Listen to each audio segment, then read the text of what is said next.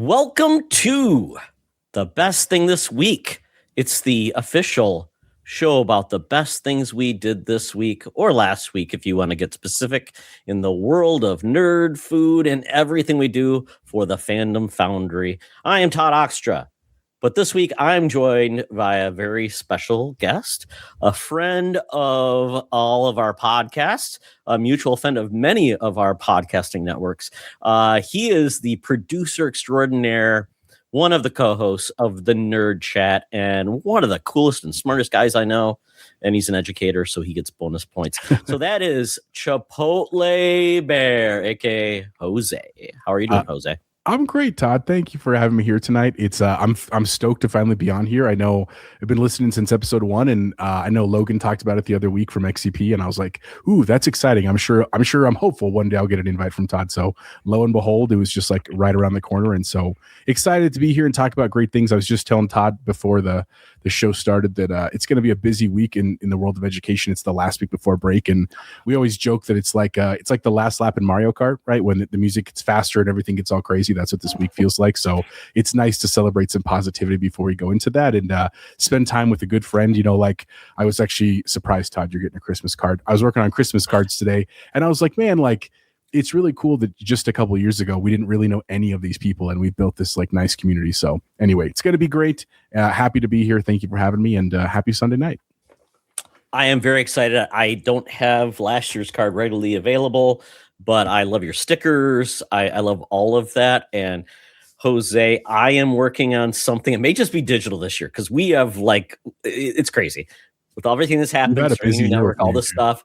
It's kind of like I don't even have all my assets and everything ready together. So it might just be a digital card, but I do love the idea that that you do that and you were so awesome at doing it. And I love the creativity that you and the group always does with all of the things they do, like Dan's, his birthday and doing all those fun things. And it's great. I really have leaned on you too for even advice about, using StreamYard, which I am finally doing, and it's working great. And I really love it. So, but yeah, I've loved being part of the Nerdchat friend circle. Found you guys through XCP. So it's kind of like I always say, the world of podcasting is, especially in the independent scene, is a very tight unit, and everybody, you may not know everybody, but you'll eventually get to know everybody, which is so much fun. So 100%. So absolutely. But, the real reason we're here is we talk about the things we love. And one of the things I really love about you, Jose, is that you always bring up like this stuff you're reading and doing anything. Like, I don't know where you have this time to read and have kids and do a job and do a podcast and also put up the stuff you do for like the overlays and all the links and all the things you do every week. I love your thumbnails. There's always fun. I tried to do that, but I can't keep up with you. You're just too good. But you got a lot of good blackmail photos of everybody too. Oh, man. So it helps. I did. It helps. After we started that, I asked him, I was like, I need you to take these 10 poses. Like I gave him a list of 10 poses and I said, go stand in front of your window and make these poses and send me the pictures. And I'm so glad I did that because it made making thumbnails so much easier. Because otherwise I'd be like, take this face, and they wouldn't get back to me. And it just takes time, like you said. So it's honestly fun, man. Like people have asked me that too. Like, why do you do all this for, like, cause we're not making any money. We're paying a lot of money to do all this, honestly. But honestly, like, it's some of the best times of my week, man. Like growing up in life, like I adore my job. I love my family, obviously, but I never get to see my friends. That's just kind of what happens as you grow older, especially as a guy. And so this was a really, really nice way to stay connected and make sure that we see each other most of the time every week, if not basically every other week. And of course, grow that subset of friends. So it's a nice creative outlet as well, because I don't get to do that a ton at work. So it's nice to do that as well. Well, especially when you're a boss and kind of awkward and you got to be kind of keep it professional. And yeah, it's like you want to have friends, but certain things you like to keep secret. Yeah. I do share. I mean, I'm assuming like I do share about my podcast with my coworkers, but I don't like outwardly just say, you got to subscribe. I just keep it on the down low. If somebody finds out, I'm like, cool. Yeah. Check it out. Appreciate it. But yeah, it's an interesting experience. And to your point, I am a transplant to Minnesota. I've been here 20 some odd years, but I've moved around the country. A lot of my friends, are from Michigan. So it's been a great way to reconnect with people, but also connect with new people and make a cool circle of people of certain ages that just love the same things, which is very hard to find in the real world. Well, let's get into some of the awesome things so people can also maybe will say, oh, that sounds interesting. I want to check it out. So I'm going to start with the best things we ate this week. So Love it. Jose, I want you to kick it off because that was one of the things I loved about the Nerd Chat when I first listened is the best things we ate and not believing that Dan was all about a 6-pack abs and everything, but also then talked about all the stuff he ate. And I'm like, I'm so confused.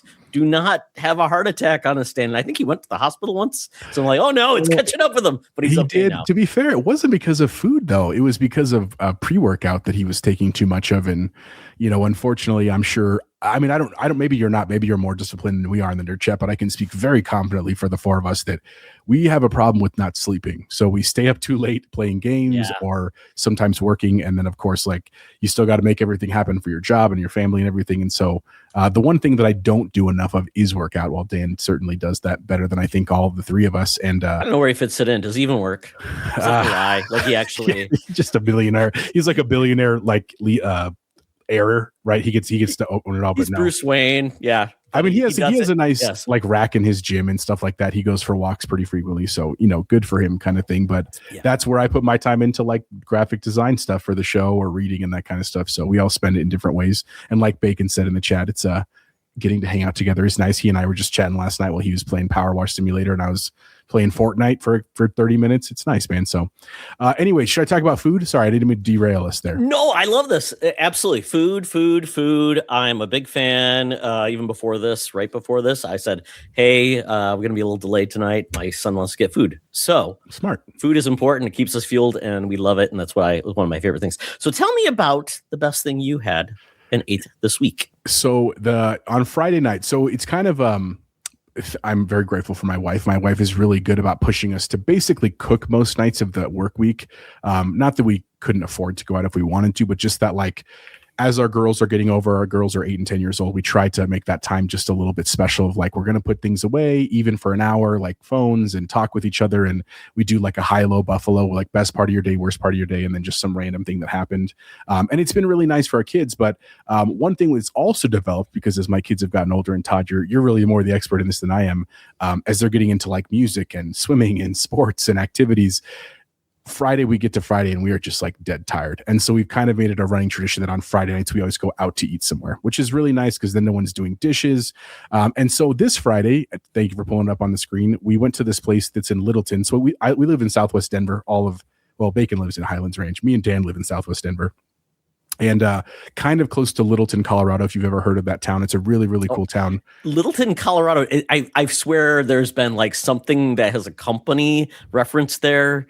Probably. They say it's not that big of an area around us, but it's like well known. And their main street is this really cool, walkable, like 4 blocks with tons of restaurants and stores and stuff. And so it's one of our favorite places to go. If you ever heard of like Denver Beer Company, they have like beers like Princess Yum Yum and the bike or pedal pusher and stuff like that.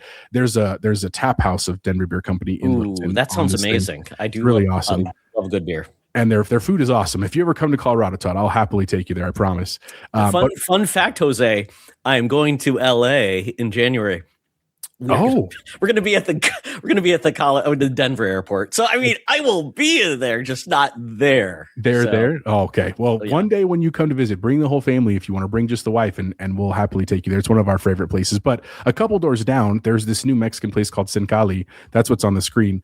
And what's really cool is it's a pretty small restaurant. Like it probably only has 25 tables and like 4 is the back size. So it's really crowded, but it's really, really delicious food. It's incredibly well priced on Friday. I had a breakfast burrito, which like that's not usually my Friday night go-to food, but it was absolutely astounding. I mean, just a massive burrito with bacon and cheese and potatoes and eggs and then smothered with red chili and pico de gallo and stuff on top. It was absolutely great. It was only $10. Like that's the other part that like in Littleton and Colorado right now, everything is expensive. And so to have that meal for that was absolutely great. And my wife got a Belladonna margarita, which was like bright purple. It was really cool and it was delicious. It was like a coconut tequila margarita that was absolutely great. And apparently that's that second one right there where it says Belladonna coconut lavender. It's won like awards, I guess, in tequila margarita competition. So absolutely delicious, man. That was the best thing I had this week. How about you? I love this. I love that there's a coconut margarita. I love that there's also an avocado I had that one before. margarita. That's my favorite one. They're out of season Holy right now though, but they're so good. cow. So what is their specialty? If you say like there's one thing they do the best, what would it be? I mean, they want to sell you tacos, like street tacos, Mhm. not like Taco Bell Got it. tacos. Yeah. And they're very good. The first time I went, I had the birria ones, which are like the really soft meat with like a ton of cheese that's like grilled, and it Mhm. was very rich, but So, absolutely. I call it like the French dip, Mexican French dip. That is exactly what it's Mexican French dip. Yeah. So I've had that before. I've had burritos the other 2 times, and then a torta, which is basically like a Mexican sandwich with steak inside. All of it has been delicious. So I've yet to have something there that wasn't delicious and or reasonably priced. So, but tacos is what they're known for sure. Awesome. Yeah, I love that good Mexican food as really started to come back to lots of smaller spots in the United States, especially, Minnesota. But fun fact, you remember a restaurant chain called Chi-Chi's? Ooh, I've heard of it. I've never been there, but I've heard of Chi-Chi's. Yeah. It was like the Bennigan's of Mexican food. Let's just put it that way. It was that type of restaurant. It is coming back. Oh, It actually is back, and it was actually based out of Minnesota, which tells you right there, Mexican food in Minnesota. All right. Which, quite honestly, we do have really good Mexican. We have a lot of folks that have moved here, and now have several generations. So it's part of our food culture now. That's awesome. And Chi-Chi's is back. So, but it's like upscale now, and there's one restaurant. So it's like I love it though, because it's like, yeah, that place that you thought was never coming back is it was back. gone to history, and it's back. That's awesome. It's back. But the place that we went to, so just to let you know, we went to a music concert tonight. The cool part about it was it was a holiday concert, which we absolutely love. It was essentially an all brass holiday band, and the lead was headlined by Chuck Lazarus, who happens to be the person that gives my son lessons at the University of Minnesota. That's he is awesome. an amazing trumpet player, and then also his compatriot, who's also in the band. He is a trombone player that was playing tonight. So Logan was so excited to see them just wail, and they were awesome. in their element. That's awesome. It was amazing. And so this was at our Minnesota Orchestra House, which is a beautiful building. And they did all sorts of just jazz type of covers of Christmas music. They even did Tchaikovsky's Nutcracker, that type of thing, which was great. They did a great jazz cover of it. They had 3 singers that came out for different covers. Like they did this really interesting, like Stevie Wonder mix of like holiday music, but also felt like songs of the key of life, those type of things. And they also did some contemporary stuff. They did this killer version of A Louisiana Christmas, which had Zydeco music. One guy brought out the washboard and was doing this. He was just having a blast. And then one woman who was one of the singers said, one of my least favorite Christmas songs, I thought I should try to take that song and make it something much better. So basically, take a Christmas song you hate, but make it great. Cool. What was the song she hated? The 12 Days of Christmas. Okay. Which you think about it, it's a song that doesn't make any sense. No, ladies milking. Yeah. But she said basically, I decided I was going to make it really cool, a little jazzy with a little bit of different music mixes in it. But I did in 5/4 times. So it's basically go 1, 2, 3, 4, 4, 5, and that's your beats. It's different than 4/4 time. I used to play trumpet in high school. Okay, I stopped. And then my son now is a trumpet player in music school. So it's like he's taken the bar, he's gone, he's replaced his dad. But I'm so glad he is. That's amazing. So she made an amazing song, and she had a great. Everybody was just having a blast. They had a local children's choir come on stage, and they did the Hawaiian Christmas song, Maka. Yeah. So they came on, and they did an amazing job with the lights and the colors. They even did a cover of You're a Mean One, Mr. Grinch.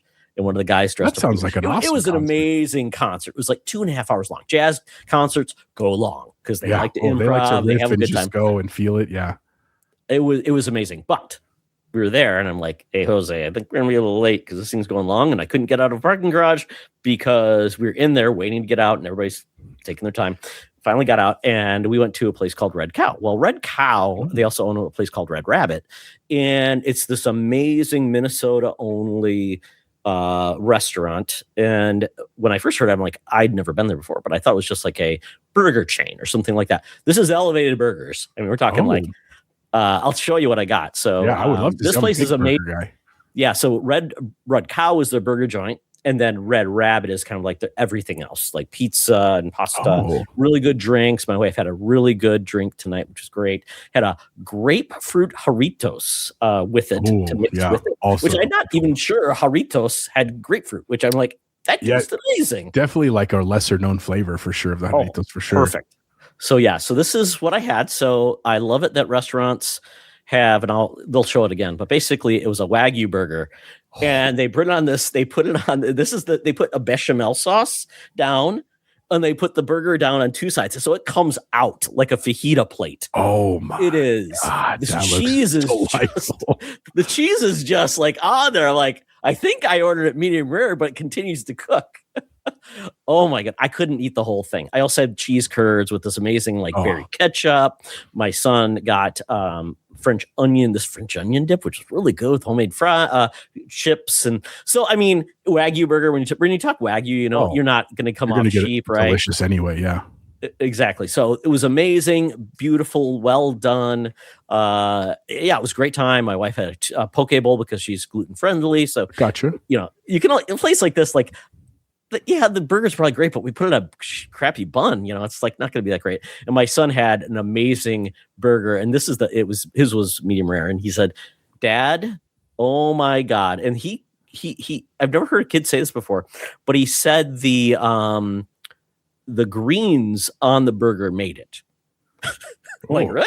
That's not something I hear very often from kids. Because it had arugula, and he said arugula. Because it adds a nuttiness. Dad, I'm like, man. We raised my kid right. You did. Man, if he knows his greens, that's awesome. Oh, and Chipotle, he would love to take your name and claim it as his because I think Chipotle is a stop he makes like every other day. And he's like, yeah, but Dad, Chipotle's good. And it's good food. He's not wrong. That's why I've eaten it for so long, and it's where the name comes from. And, it's taken in some other places. Maybe he's taken it secretly from me. Who knows? We'll see what he gets for Christmas. We'll see. Maybe it might have something to do with that. We'll see. Right. But that's a great place. Red Cow, highly recommend if you're in the Twin Cities area. And Red Rabbit, once again, is another restaurant. And this place, when I thought it was going to be more homey, rustic, nope, high end, beautiful, awesome. I'm like, I saw their granite, or every table was granite. So when you're sitting, like in the video, obviously, I want that to be my new countertop in my kitchen. Get rid of my Formica or whatever I have, the cheap stuff. We have granite. Yeah. It's awesome. It's not cheap, but it's awesome. Well, that was on our list of things when we moved in the new house in 2022. We said we would. We're like, hey, what do we want in the next house? I'm like, I want to not have to add anything, but I'm okay with changing a thing, but I still get everything else. So the one thing that we didn't get is a modern kitchen. We got a kitchen from 1993. So all right. Had not changed. The same year I graduated high school. Nice. So there you go. Exactly it's going to get changed. You're talking about. Yep. So it's great place. And then best thing I did make a really cool gluten-free cornbread chorizo. I call it a casserole because basically it's the chorizo, all of the onions, the peppers, everything in there is on the bottom. And then I added some, that's basically the baseline. And then you put the cornbread on top and then you bake it. Ooh, that sounds delicious. Really good. Yeah. Really good. Although gluten-free cornbread, tasty, but dries out. So you do have to add some type of salsa typically to it, which made it really good. So, and then I gave it to half of my son when my son said, hey, do you want half of this? Come home, grab some food and go back to college. He said, sure, I'll be by. That's awesome. He doesn't return my phone call or text that often for other things, but when food's involved, and he's 20 minutes away. So it's, it's a perfect mix. So that's awesome. So there you go. That is food this week. Love it. And you know what? I'm going to be very excited because I bought a bunch of really good food. Well, not good food, holiday themed from like Aldi's and everybody else. So I've gingerbread everything right now, Jose. So I'm very excited about food. I know we all will be excited about Christmas and New Year's because so many good things to eat. But you know what? We'll take care of that. And I did you want to talk about Little Debbie's? Well, I just wanted to say that because you were talking about things I love the Christmas cakes. So much that I bought. You can see there's a decoration of a giant Christmas cake here behind me. I got that from Walmart this week. My secretary sent me the link. I love it. And I've only had 2 cakes so far because last year I ate like 3 or 4 boxes, and I was like, I probably shouldn't do that again. over the whole holiday. There's like 2 or 3. I'm like, oh, that's okay. Yeah, boxes. Not how many? Cakes. Like 8 in a box? 5 in a box. 6 in a box. So 5 in a box. Okay. Probably 20. Used to be probably 8. They went down to 5. Yeah. Oh yeah. They've definitely cheapened out a little. But anyway, I just want to say that I love them. Very excited for the season, and that's it. I don't have anything other special stories about that. The only other thing I can count on is Little Debbie was, for some reason, I don't know if they're still sold in schools for like a snack at lunch, which was at my high school. Little Debbie's were just there. I'm like, oh, that's so healthy for us. Oh yeah, they got rid of that a long time ago. Okay, okay, good, because none of our bars were my favorite. Yeah, it was there when we were there too. And then my favorite though was a little pumpkin. They're cutout shapes that are filled with pumpkin. Oh. Really good. Really good. Yeah. Not great for you, but really good. We move on to things we watched. And Jose, I think we're very similar, that we both like horror. We both like all these really cool things. And it's funny, I hear about, Bacon, if he's still in the comments talking about Landman, it just makes my heart hurt. And I'm not a big fan of those shows, Taylor Sheridan. I know he loves it. And I'm like, oh, watch something else. But he likes other stuff too. So I can't figure Bacon out. Sometimes I think I've got him figured out. Sometimes I don't. It's okay. Yep, we're all an enigma to some degree. Exactly. So, do you want to kick us off with what you watched? Yeah. So when I say watched, there's a little asterisk on that, and that is that when I am working late at nights, which I do most nights, to be fair, I really, so sorry for your listeners don't know, if you listen to my show, I got a new job this year. I became the principal of my school. It's the same school that I've been at this is my 19th year at the school. I'm very thrilled. I have an awesome staff. I love the kids. I love the community. So I'm very grateful that I have this opportunity, but it's been a huge learning curve, like way more than any other first year in my job. And so I have not had as much time to game or to do other fun things, because I legitimately come home and I try to be home with my kids while they're awake. And then when they go to bed, usually my wife is usually 30 minutes or so behind them. And then I'm usually working. But in that, when I get to do that, I usually have movies on, because I need something on in the background. Like silence is like weird. It doesn't work well with my brain, and so usually have a movie on quietly in the background. And it's the Christmas season, so I like all kinds of stuff. We were watching like the animated Grinch, the one with Benedict Cumberbatch. We really like that one. I was watching Die Hard for Bacon. That's one of his favorite movies. Yeah, this is the Grinch trailer. My kids love this one. We love this one. I haven't seen this one. I need you to give me like the why does this exist? Because obviously now we have the original animated, the Jim Carrey, and if you've watched any commercial on TV for Walmart this year, oh man, they're really all over it. Yeah, I mean the Grinch is everywhere, which is great. But what makes this one special to for someone who maybe it's just more Grinch? Yeah, so to be fair, it is the same story. Like the story, surprise, doesn't change in terms of like the Grinch being a Grinch, and then of course his heart grew 3 sizes, that kind of thing. But what I really liked about this one is the old one, the cartoon one. If you've never watched it recently, it's not that long, because it was kind of like a short story, right, of the Grinch guy, and it's a classic. Like I love that one because I grew up with it, but it's not super long. And so obviously they came out with the Jim Carrey one in 94, 95, something like that. And it's good, but it's kind of creepy for kids, because like he's kind of scary, and there's a whole subplot about like the reason he's a Grinch is because he loved this lady, and the lady grew up and didn't love him and stuff. And it was kind of a little ethereal for kids. This one is not. Like this one is very, very much for kids. It's centered around the Grinch and this kid, Cindy Lou Who they I can't remember who plays the voice. I think it's Chloe Grace Moretz plays the voice of Cindy Lou Who in this one. She's perfect. She's awesome. She was younger too when it came out. And then her mom is played by Rashida Jones. And the story is that like her mom is a single mom, has 2 little kids that are like infants, and is just like working really hard to be a great mom and make Christmas magical, but she's just tired. She's like a nurse by day and then a mom by night. And so the spoiler, and I'm going to spoil it for you, Todd, a little bit, is that her Christmas wish, which usually would go to Santa for like a present, is that she wants her mom to be happy. And so it's literally like a heartbreaker as like a parent. And so the Grinch is the classic story. Like he abuses his dog Max, but Max loves him, and he's a Grinch because of what happened when he was much younger, where he tried to be social and everybody made fun of him because he was different and stuff. But it's got an all-star cast. Like I already mentioned those 2. Cumberbatch plays the Grinch. Kenan Thompson from like All That and SNL plays the mayor. There's like a lot of cameos like that. and it's kind of that classic, like if you like Despicable Me, it's made by the same company as Despicable Me, obviously the Minions and stuff like that. So it's just, there's a lot of humor that's kind of quirky. There's a lot of just small like homages to other things, but it's cute, and it's very, very, very family appropriate. So it's funny and silly and stuff, but also ends with a good thing. It's just like a good time. So like even as an adult, my wife and I also would watch this without our kids, if that makes sense. So great show. So watch those two things. And then the other thing, which may or may not make me a great parent, I'll be super honest, is that the new season of Stranger Things has come out, and I have not watched any of season 5 yet. I know Chance Bubble Boy has watched. I know Dan was watching. I think Bacon has watched it. I was going to watch it, and then lo and behold, my daughter, Penelope, who's going to turn 11 next week, was like, I want to watch Stranger Things. And I was kind of like thinking back, like one episode or the whole thing? Well, the whole thing, Dad. Well, I was just more like, it's not like a kid's show, but I was trying to think of like, what was like some of the worst things. Obviously there's some violence and blood and fighting and stuff.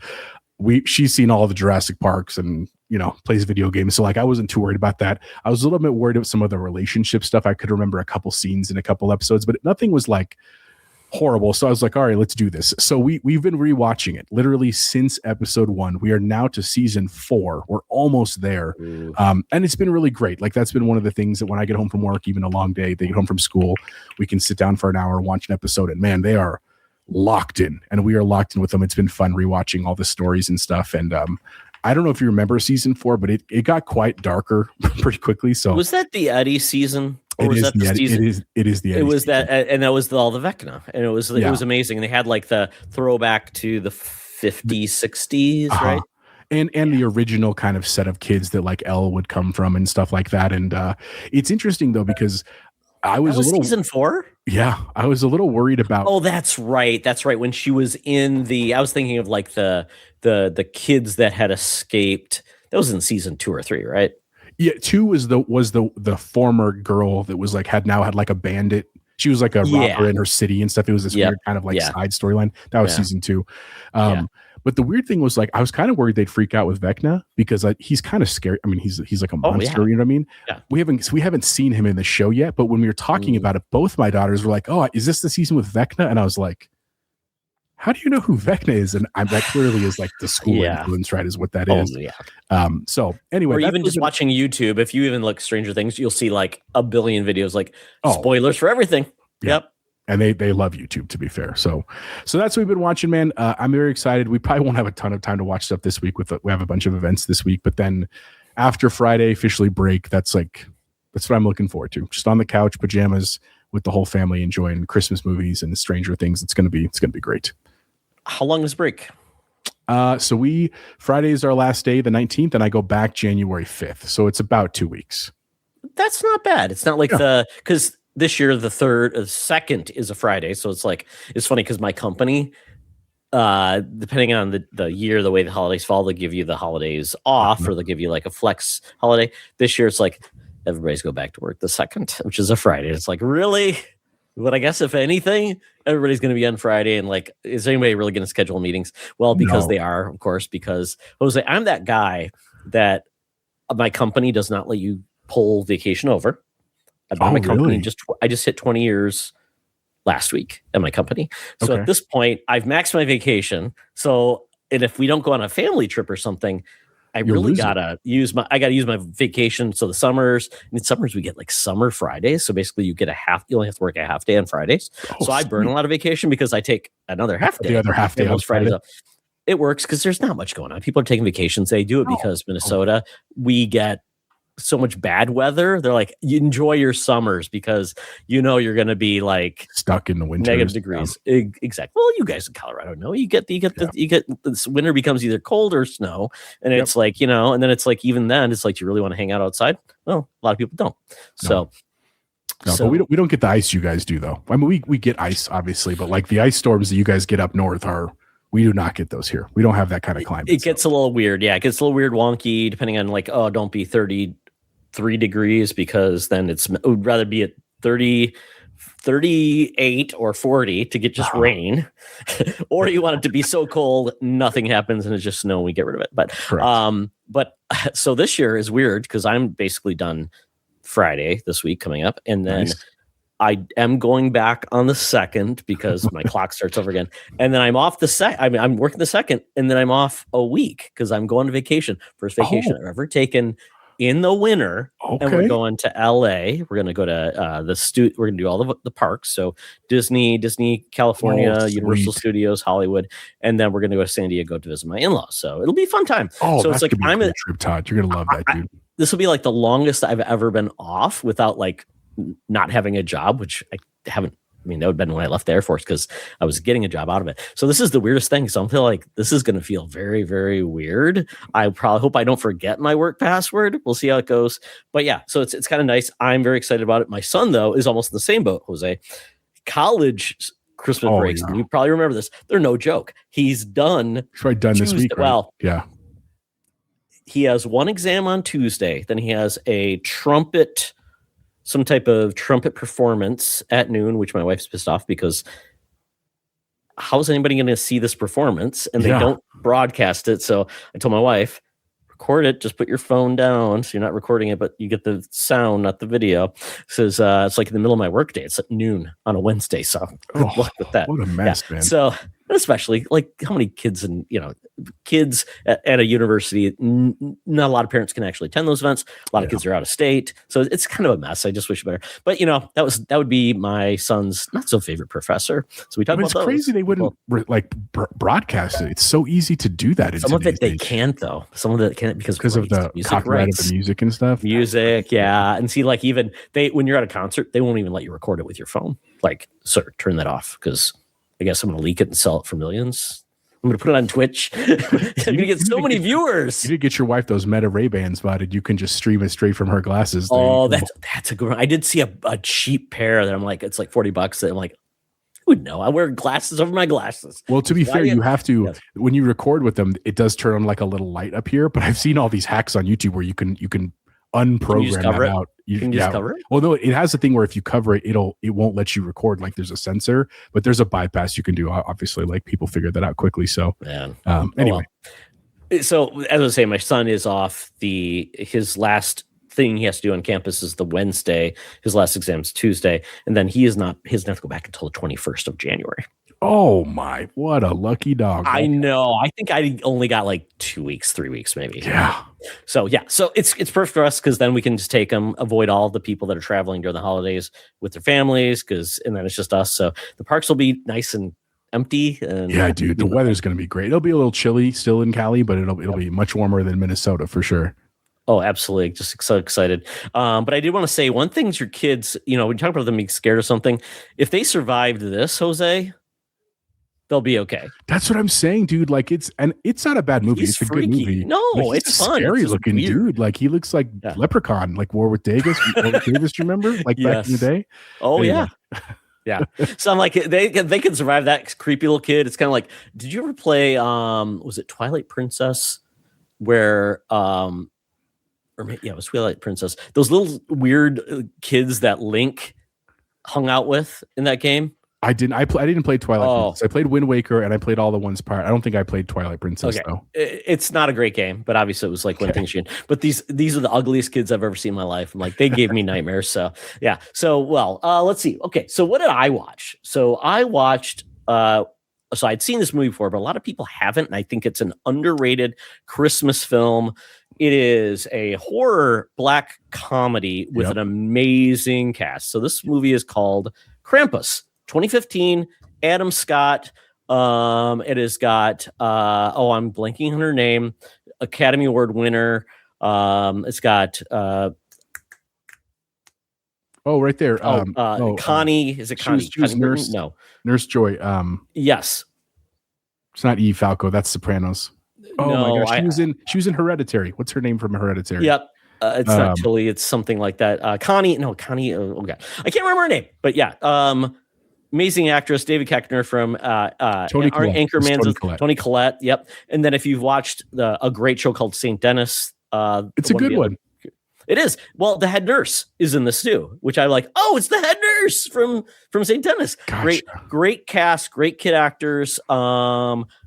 This movie is so great, but basically it's telling the story of Krampus, this family who has got horrible relatives coming. There's a lot of disconnect. There's a Adam Scott's mother is from Germany. She's an immigrant, still speaks primarily German, which everybody understands. Some speak it, some don't. But it is essentially the story of what do you do when you're bad for Christmas? Krampus comes. And this movie it's PG-13. I looked. So it's not like horrible, like violent, gruesome things, but it is scary because of the imagery of these toys and things, the elves, and the way that the town changes. And it's amazing that Krampus, when you finally do see him, he's not just like slow, he's fast, and he is so creepy. And it really feels like this family's just trying to survive this horrible night. And I love it to pieces. Once again, black comedy. It's kind of like if you mix Vacation, Christmas Vacation with, like, I don't know, a slasher of evil. some kind. Exactly. But and I won't give it away, but this movie has a lot more to it than I think a lot of people. Yeah, there's some heart elements. Stay to the end, right? At the end, right? I remember. I've seen it like 2-3 years ago. I remember. I should have watched it again. What did you watch it on? What platform? That's a good question. It's on Peacock. The funny part, if you don't have Peacock ad free, then my wife got pissed off because at the beginning, I thought, they're doing this. They're going to have one ad and that's it. They do one in the middle halfway now, through. Too. Yeah. And she's like, it takes you out. I'm like, absolutely. I'm like, I should just buy this film then if it's going to be that way. I don't mind ads, but in movies, you got to do a better job. Like, have someone buy all of the ad up front and say, this movie brought to you by. And they used to do that. I thought that was the law. I was like, the streaming law. We live in a society, Todd, Exactly. What are you doing? I mean, like, am I getting an intermission that I have to pay for if I don't want the admission? It's kind of like Amazon Prime now charging you for Prime Video, charging you for ads. For ad-free viewing experiences, yeah. It's crazy. What am I supposed to do? Oh, well. But definitely Krampus, it's one of those hidden treasures. I have a few hidden treasures when it comes to holiday films. I don't want to share them. I'll probably share another one next week nice. that I think is really great. So I think everybody needs to know what is outside of the norm of holiday films so we can find these hidden treasures, because there's a lot out there that I think deserve to be seen. Let's see what else. And then the other thing I watched was Pluribus. Have you watched any Pluribus? I have not. I've heard good things. I know I think it was Bacon. I think Bacon said he's watched it and really enjoyed it too, but I know nothing about it. Other than I've heard it's good.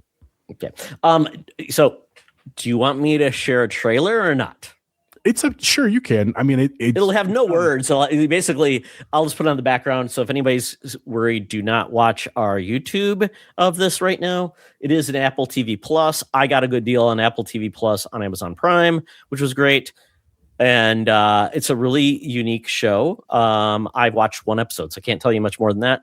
It is essentially by the creator of, I believe his name is Zach Galligan. Is that what it is? He's the creator of Breaking Bad. Also did, Just Call Saul. But the big part, the takeaway, he also started off as a writer for the X-Files. Oh, okay. So with that, this becomes his entry back into the world of sci-fi, but with the writing, characterization, everything of a Breaking Bad. These characters are real. They are unique. They act like how we would in a very crazy world. I won't talk about the situation, but let's just put it this way. Something happens in a sci-fi type story that completely changes the world. And at this point, there are a few people that are unaffected, and it's that story going forward in a modern world. It's a unique take, and I'm so glad that we're getting this type of take in a science fiction show, because I think it works really well to make you see how a story like this could work and see how humans can behave. So highly recommend it. I'm on episode 1. Okay. I think it's up to episode 7 now, Apple TV Plus. And I know this is controversial as well, but I prefer the weekly drop because I am too busy and everything dropped at once. I would never watch anything. I'd forget what shows are around and it would move by. So this actually gets people talking, engaged, and it can grow an audience. So I think this is how we keep shows alive versus getting canceled after 5 weeks. And it's like, oh, nobody watched it. I'm like, or you got like halfway through and you got pulled away to something else. Or you were told it was canceled. And then guess what? You don't watch it anyways. which is just sad. Oh, because it's going to get canceled. Yeah. Gotcha. Oh, yeah, which is just sad because I feel like some things only need a season. Some things great shows only got one season, like Firefly, and that's okay. I don't think you should not watch something good just because it only got the one season. Yeah. So that is the other thing I watched. Highly recommend either of those things. And Stranger Things, Jose, I did get through the current 5 episodes. I'm so in. So it's Christmas and then New Year's. And so here we go. So good luck with getting the kids caught up so you don't have to. We'll get there, Todd. I promise you. We'll work hard at it. I promise. This is mandatory. Like Christmas doesn't happen unless we're ready to go. So yeah. Do they have to watch it with you for it to count, or do you have to watch it with them because that's the point? I don't think they would. They could. I wouldn't be mad if they would, because again, I have events at work this week I have to go to, but I don't think they want to because there's a connected piece of us doing it together. But we do have to pause and explain some stuff because otherwise things would just go over their head and then it wouldn't make sense later. But I think they like that, so that's been fine too. Oh, I totally get that because it's 80s. Well, I lived through the 80s. You lived through the 90s. So yeah, it's a little mix of that because even if you grew up in the 90s, you were part of the 80s, right? So because I'm old. I grew up in this. I was born in the 70s, grew up in the 80s, and you were probably born in the 80s. I was born in the 80s, grew up in the 90s. 85. Yeah, there you go. 85. I was 75. So 10 years apart, which is great. Not far enough apart. Now it doesn't really even matter, right? Because it's we're all just old dudes playing games together. That's all we do. It's different when you're I am 12, I am 15. It's worlds apart. Yep. Yes. Yep.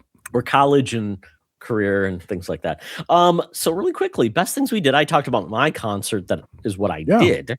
What was the best thing you did this week? It's just a real quick thing. So I told you Penelope, it's her birthday on the 23rd. And she is going to be how old? She's going to be 11. But she's celebrating. Is that a weird one? You're almost getting close. Younger, older. She's siblings though. It is not in our household weird, but we're on the precipice. You can see there are times when it comes out with attitude or questions that are good questions and deserve an answer, but just they're very clear signals that there's a shift coming. You know what I'm saying? Yeah. So that part has been hard for us as parents to some degree, exciting. Harder for you than her. Correct. And she has her. Is she your oldest? She's my oldest. She has her growing and changing thing first week back in January. So that means we're going to. Oh no! What is that? Still 5th grade? Still 5th grade. So we'll have to. Oh my god! How do we know it's always 5th grade? It's was yours 5th grade? Yeah. So mine was 5th grade. Yeah, was yours? Is it boys and girls separated? I don't think. No, I was yours separated. Mars were all in the same room. I was in Miss Milky's class. I remember it was yesterday. Nope. Separated, and you had to get it. I don't know if we had to get a note to take it or we had to get a note to not take it. It was one of those things. It was always one kid, and one of my good friends down the street, one of my best friends. His parents gave him a note. Yeah, that is still a thing because even at my school biology, you have to get a note for when you get to that unit in biology. Healthy decision making is what it's called. Yeah. So that part is still, we got to make sure everybody's on board. Otherwise, is that a class you ever wanted to teach? I didn't. I was social studies. I didn't teach science. No, but if you're hey, Jose, we need somebody to come in and to pinch hit and teach. I wouldn't. Is that something you'd love to teach? Okay. Those things don't bother me. In terms of the conversations, people get very uncomfortable. I understand why. I get it. It just doesn't bother me, and I'd rather the information 7 in the middle of it. It's guys, we're trying to be serious. Yeah, exactly. We're trying to be serious. Everybody, pay attention over here. But anyway, because it was her birthday. Her birthday's coming up. She celebrated her party this weekend. It was just it was just fun. Seeing her run around with her friends. We went to this place called Slick City, which is it's a bunch of slides, and they give you a little mat you ride on them. It's kind of like a bounce place, but there's no bouncing. It's just the slides. And cheap or expensive food, but you get pizzas and that kind of stuff.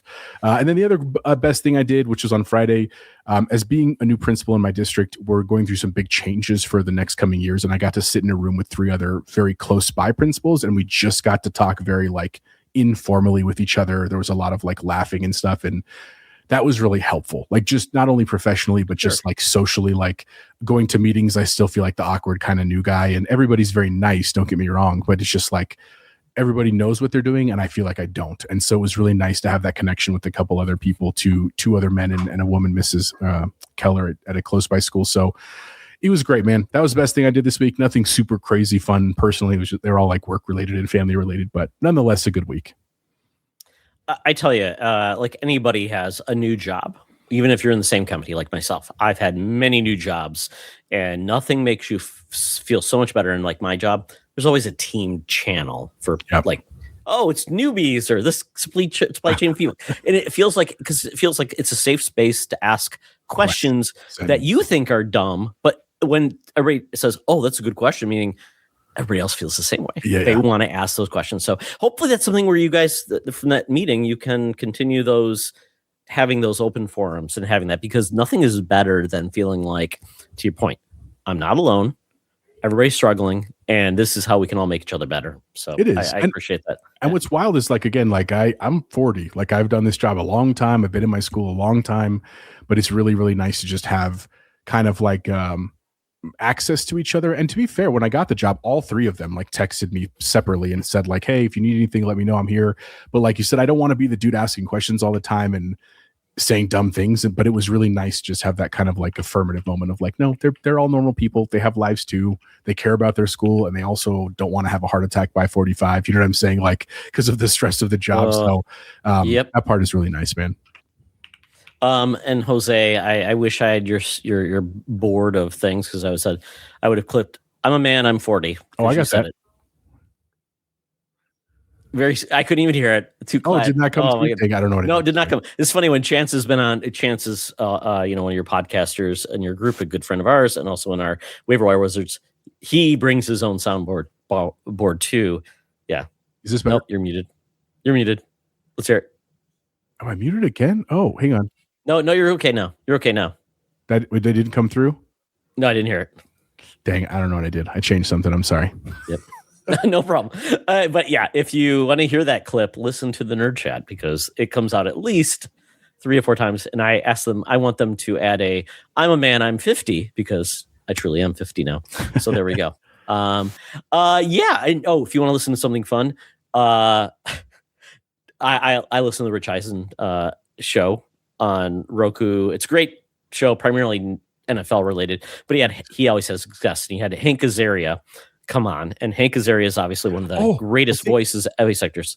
Where he did the Mo thing, right? He had Mo, and yes, he did the clip. He did it as Mo, which was great. So good. Like you got to get that. You got to get that. Send it to our whole like friend chat. Yeah. I need to pull that. I need to pull that audio file. It's one more time. I think I got it. Is this it? I'm a man. I'm 40. There we go. Yes, we did it. Yes. So yes, you're a principal man. You're 40. There we go. Yeah. So I love that. I love career development. And hey, and if I love mentoring, and I know you're great at mentoring, and I know someone's going to mentor you, and you're going to mentor somebody when they're the same position you're in, because that's what we can do. We can mentor and raise people up. That's all we can do.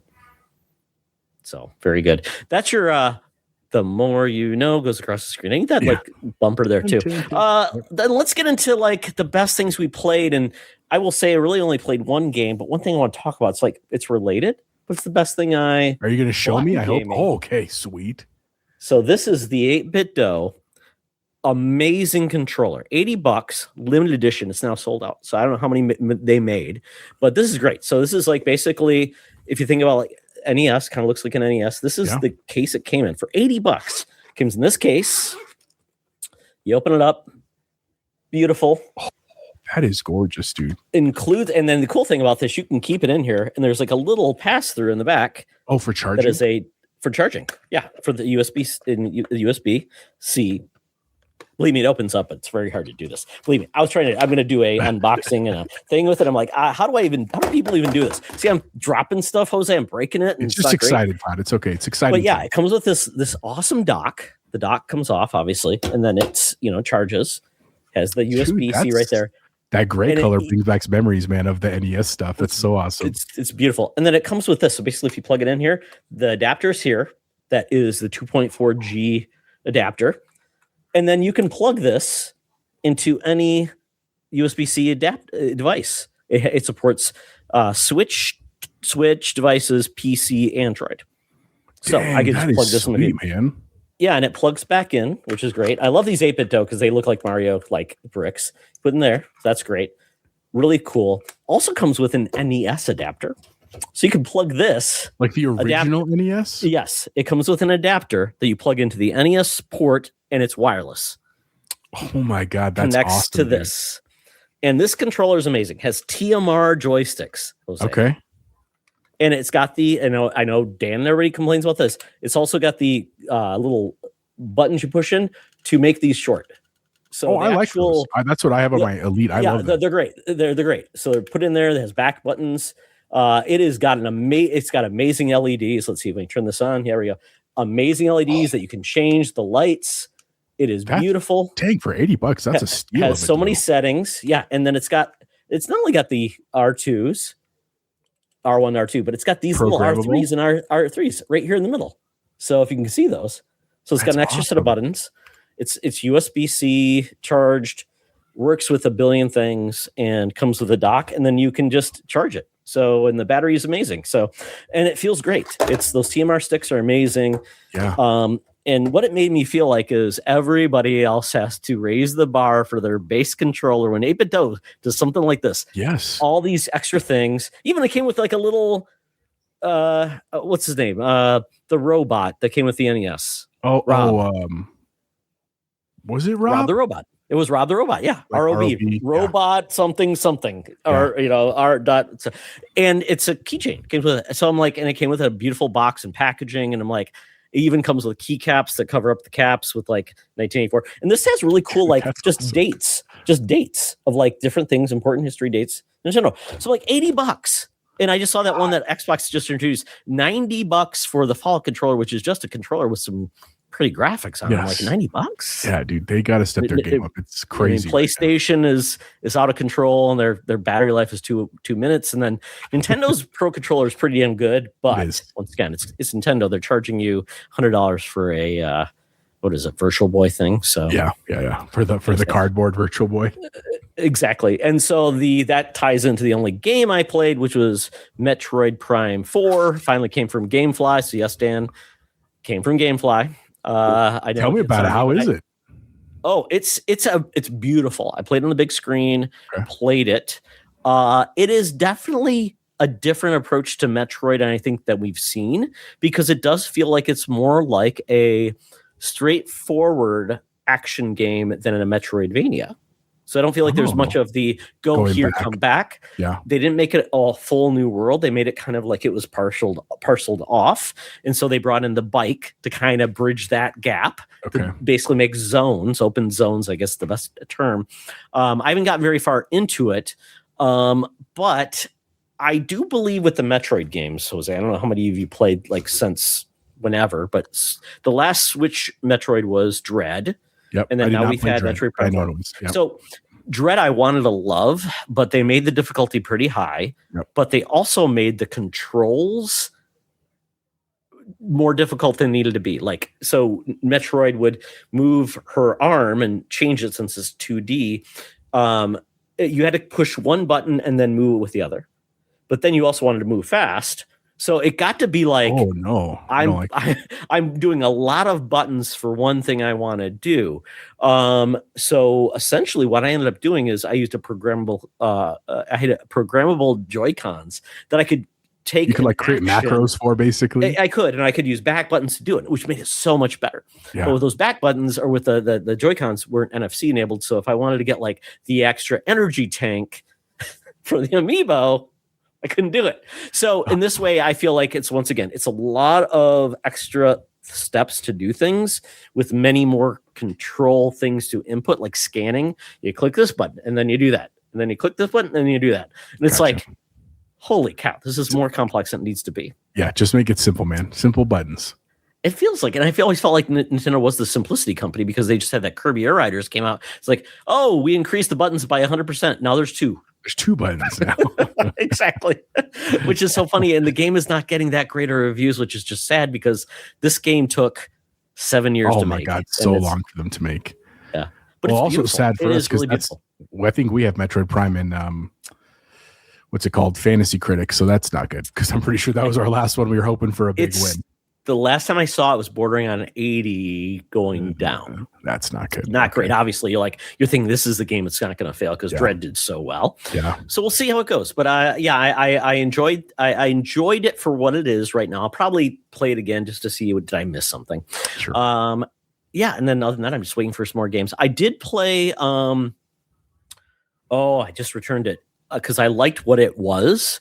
And but it didn't click with me in regards to going the long way. So it's kind of like a Souls-like 2D action fighter. Chris John loved this game. Let me just pull it up really quick from my GameFly queue. I'm also getting the Terminator 2 game. Oh, you have to tell me who that is, Todd. That looks cool. I'm so excited for it. It's coming in the mail. Gamefly once again. Yes, I do buy games from there too. Oh, the game was called Absalom. So let me just even pull up the trailer. Yeah. If a lot of people aren't familiar with Absalom, this is an amazing fighting, almost like you think of like a Final Fight type of like Streets of Rage type of game. It's definitely a brawler, and you do get the Souls-like portion is you die, and then you can go up. You can continue to keep your attributes, but you're essentially doing runs. So I guess Hades, would be the way to compare it to. Or like Dead Cells. Did you ever play Dead Cells? A little bit, but you're not going and getting, because you're not getting specific weapons. Yeah. You're keeping the same move sets, and it's like these are your move sets, but you're getting this thing, and you can control things. And I really enjoyed it because the art style is amazing, and it plays great. And there are two characters you could go between. So even you could play like a stealth assassin type character, is like more, stealthy and fast versus like an elf. And you do have a skill tree. You can change things. Let me just share my screen. But it's a beautiful game. I mean, I'm so happy it exists. I can't remember who actually made this game, but I think it's fun. I think it's co-op as well. So I would highly recommend this. It's just not cross-play. So I was going to play it with Chris John. He's a big fan of this game. He is, but I think this might work well with you guys because you love co-op games. You like some of the Souls-like, and the level of difficulty is there. It's beautiful. You have one character that's more weapons-based, but it's got that classic brawler style. Oh, yeah. But it is awesome. I really enjoyed it. Just to me, I don't love the runs, meaning, oh boy, there's no save points, so I got to go back from the beginning and all over again. So I don't love that. I wish they made the easy mode, and I know that's not the point, but for those of us who are starting off and maybe would love it just to play through the game, like Hades, I wish there was I finished this level, even just finish the level. Yeah. Or like a choice because you could go back to the beginning, or you could start from a checkpoint. Correct. If you really wanted to be like a grind and you do this, but the boss battles were cool and you can do some really fun things. But once again, when you die, like they're going to show when the character dies, you go back to essentially like a goddess who will then imbue you with different abilities to upgrade your skills. So essentially you're doing your skill building when you come back, kind of like Hades where you'd upgrade your weapon. But yeah, then you can go back to these different things, upgrade more things, and swap things out. And then you can also swap the character. So you can go to more of an elf or of a dwarf that's a little bit more heavy duty. So it's a So I think it's a really good game. And then you add this tavern element to it, which is great. You can meet new players. You can even recruit some players to play with you, which is kind of fun. Cool. Almost like a like NPCs are real people. NPCs who are basically your I hired a mercenary who comes with you. So awesome. it's got a lot, and it's like $30. So the animation's beautiful, the gameplay's great. It's just I don't want to say I don't want any more roguelikes or Souls-like. I just want them to come meet me halfway. Yeah. To give me the dumbed down version, because it's not going to hurt the core game. It just means you might get people that love it so much that I played it this way. Now I'm going to get really good and play it the long way. I don't think that hurts anybody, and I think it brings the game open to more people. Nice. And then you have Todd, and then you can ride boars and animals too, like Golden Axe. Oh, right there, I see the dinosaur on the screen and the crab and stuff. That's sweet. It's I'll have to check it out. I've heard good things. I think it's a game if you can get it on sale for $15. But once again, the whole thing that really made me mad was it's not crossplay. So meaning Chris has it on Xbox, I got it on Nintendo Switch. It really says, well, then why am I keeping this game? Because I'm going to play something else single player. So, oh well. But that's that's what I'm up to. So, Jose, gaming. Obviously, you do a gaming podcast. Yeah.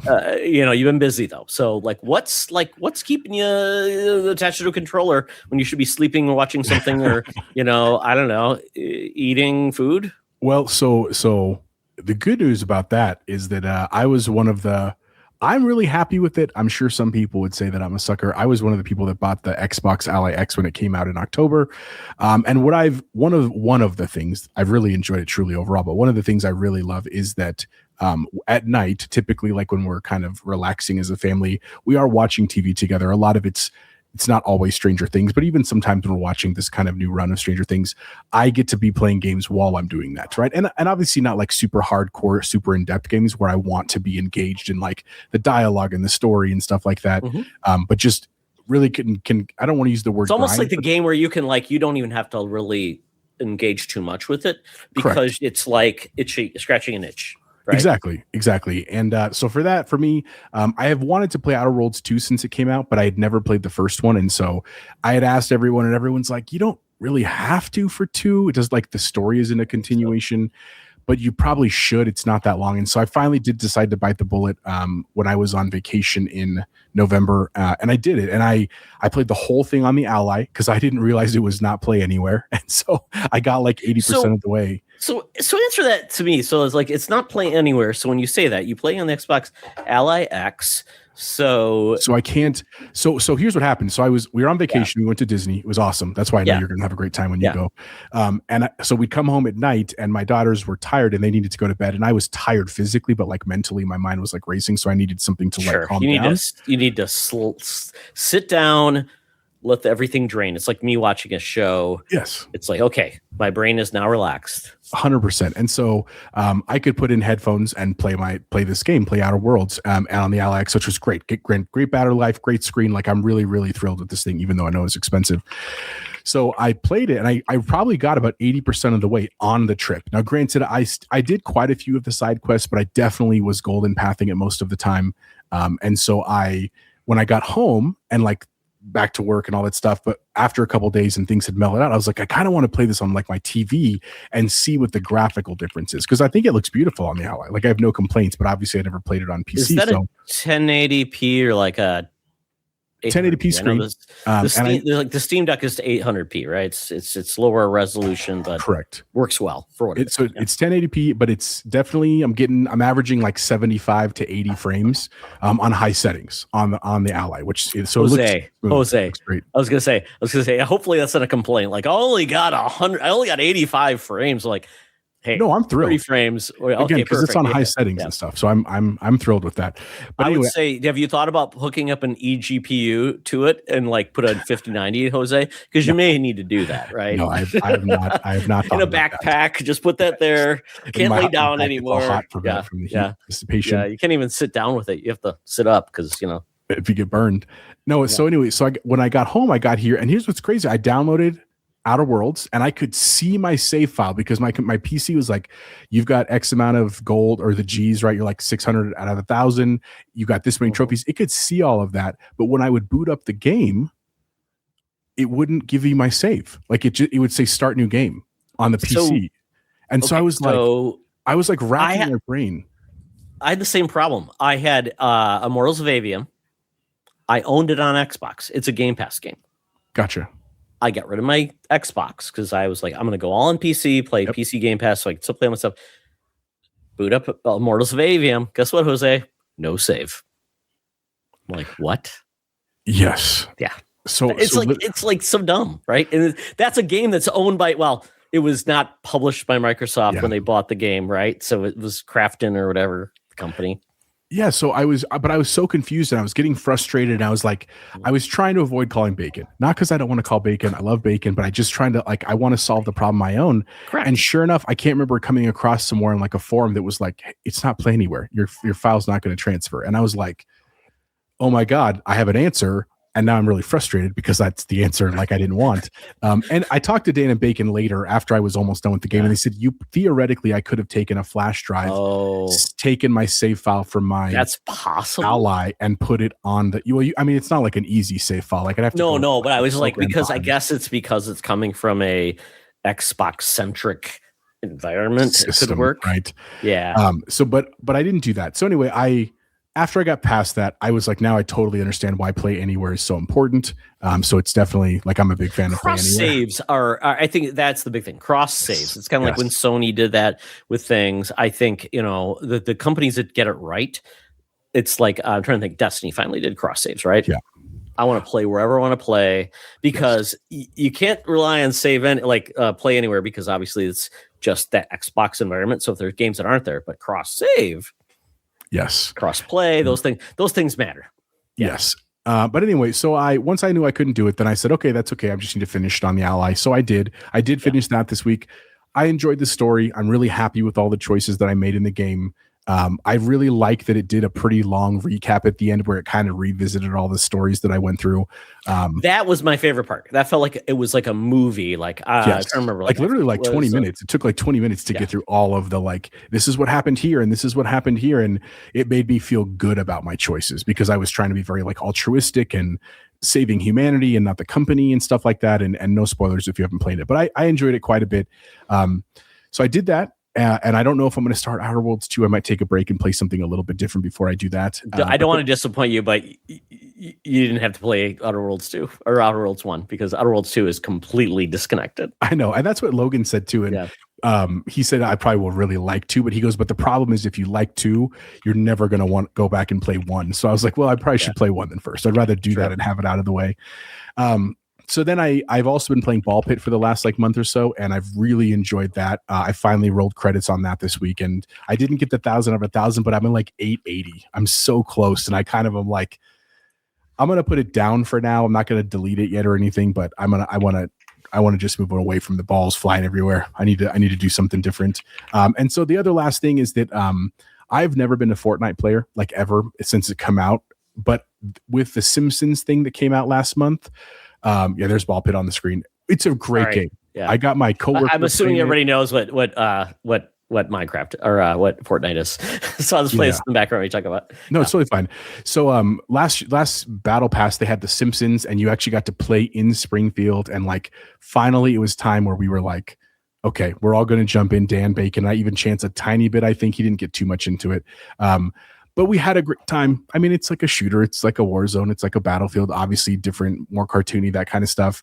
But because now we have Fortnite Crew with Game Pass Ultimate, because I am an Ultimate subscriber, I was like, I don't want to waste this money. I might as well go get some skins and games and stuff. And full disclosure, a lot of my students play Fortnite, right? A lot of them. And so I figured at the very least, it's a way to connect with some of my students. And that actually has happened in the last couple of weeks, talking about the Chapter 7 beginning and some of the skins and stuff. And so any of my daughters are super into K-pop Demon Hunters. So I got one of the K-pop Demon Hunters skins, and they absolutely love that too. So just this week, they released their new Battle Pass, and Marty McFly is in it, which is super cool. So I just got Marty McFly. I got his Air Mag shoes and stuff like that. And so it's been fun, man. I mean, is the DeLorean available to drive in?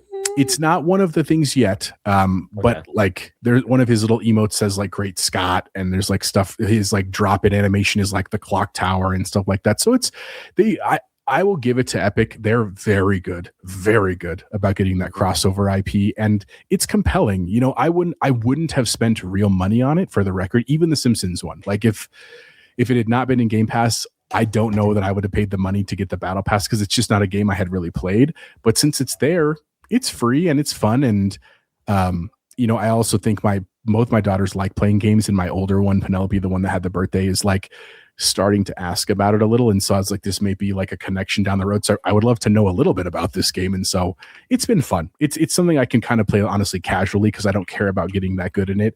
But I can get kills, right? It doesn't feel as sweaty to me as COD does or Battlefield does. So it's been good. I love their approach. I love their execution, because they've always covered an art style that can cover any genre and cover it well, almost better than a lot of the properties when they're in video games, like Marvel's Avengers that Crystal Dynamics did. I'm like, why don't those characters look as good as the Fortnite characters? Yeah. Right.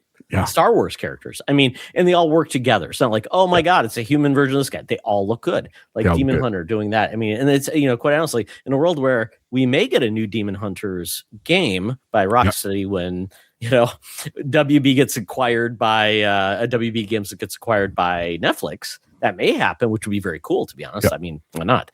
I love this. And it makes me think of the only time I really got into Fortnite was when they offered the Alan Wake experience within Fortnite because of the Epic integration. It was amazing. I got the Alan Wake skin and I played it. It was essentially a playthrough of what happened in Alan Wake 1 before Alan Wake 2 came out. It was great. It was a great way to recreate an experience.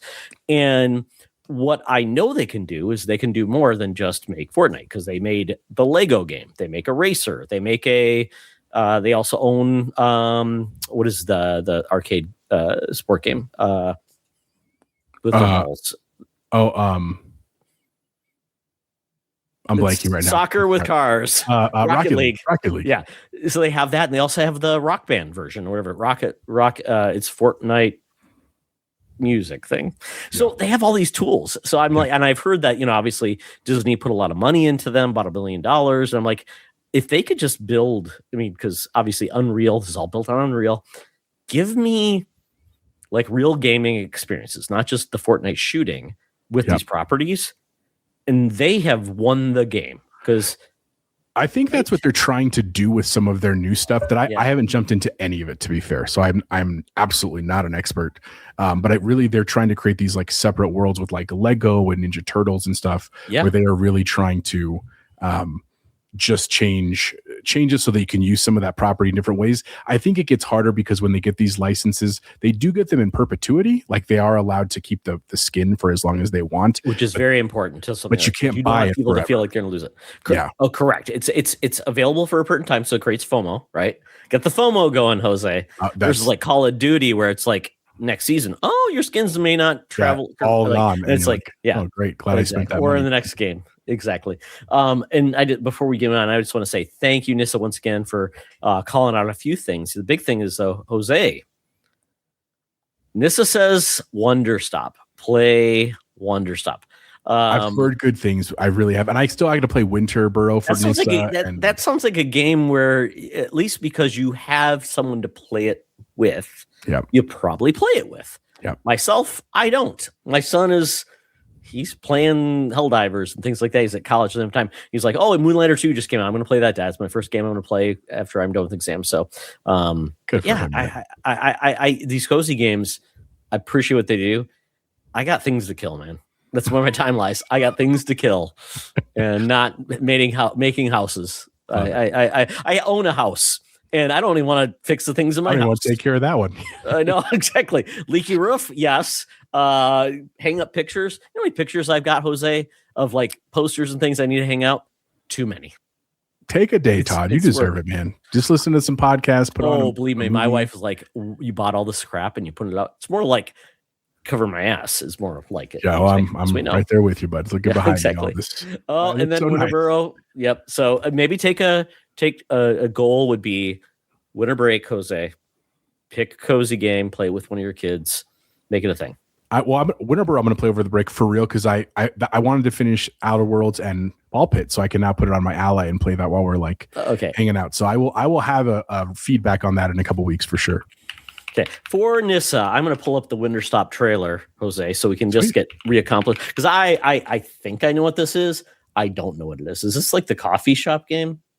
Yeah, the one where you go into like I thought it was like the dungeon hunting one, but you own like it's supposed to be just a cozy game, but then it's like, oh, more than that. It looks like it's like, oh, you're gonna kill people. Oh, now I see what we're doing here. Yeah. We're like, I'm sorry, I don't mean to fast. Tea shop. She said tea shop. Tea shop. I don't even like tea. That's my problem. Jose, you're a tea guy. I like chai tea. I don't like other tea, but I like chai tea. No, it's not chai tea. It's just chai. Chai, sorry. Spider, as the Indian Spider-Man would say, it's not TT, it's chai tea. Yeah. Which my wife always yells at me too. It's not TT. I'm like, okay, whatever. Correct. I'm just a poor white guy. Have pity on me. Have pity on the white guy. Just trying to be worldly over here, okay? Exactly. White man's burden, Jose. I love that. By the way, if you haven't watched it, we're gonna talk about like a show. If you now watch The Studio, it's amazing. It's great. I love to pieces. I have not seen it. I've heard it's so good. Oh my god! One of the plots is they're making a Kool-Aid Man movie. It's like a studio with Seth Rogen, who's a white dude. He's like he wants to make good stuff, but he basically told by his studio boss to adapt a Kool-Aid Man movie. And there's a lot of believe me, Jose. Would you guess there's a lot of problematic things in who you can cast in a Kool-Aid Man movie? I think there's a lot of really bad things. Oh, there you go. So then you'll love this show because that is like a whole episode of the problematic things of, and then a lot of white guilt of, can you do that? And the question is, well, a Jew is a race because Seth Rogen's like, a Jew is a race. No, it's not. It's ethnicity and religion tied into a region. He's like, oh, okay. We all learn a lot every day, Todd. And they try to figure out like percentages of people you need to put in a movie because based on the U.S. population, it's very funny. How do you get 0.35 Asians in this movie? Awesome. It's very funny. Yes. So Nissa says it's the Wonder Stop is the anti-game. Okay. And Nissa, I appreciate this as a game for you. Is that diplomatic enough, Jose? Great. Thank you. I got the Jose seal approval. So let's move on to I think we're going to finish up with best news this week. So a lot of great news. But you know what? Jose's still here. He hasn't left me and said, Todd, God, shut up. The Vikings game is in the background, Jose. They're losing to the Dallas Cowboys. So I got that going score right now. 17-20.